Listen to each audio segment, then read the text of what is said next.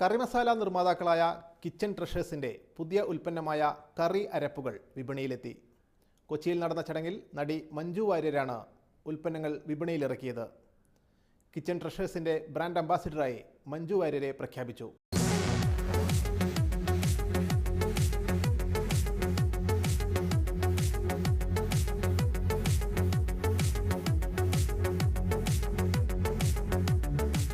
മൂല്യവർദ്ധിത സുഗന്ധവ്യഞ്ജനങ്ങളുടെ ഉൽപ്പാദകരായ സിന്തേറ്റ് ഗ്രൂപ്പാണ് kitchen treasures എന്ന പേരിൽ കറി മസാലകളും അനുബന്ധ ഉൽപ്പന്നങ്ങളും വിപണിയിലെത്തിക്കുന്നത്.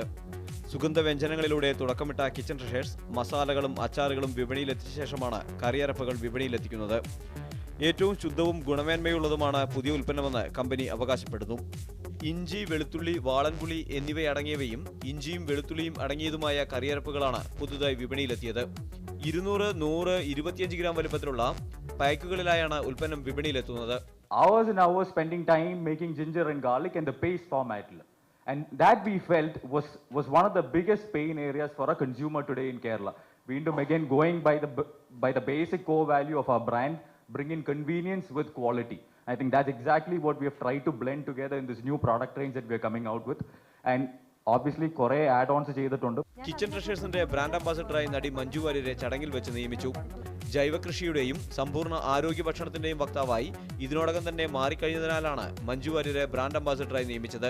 Unlike being part of a film, endorsing a brand is a big responsibility.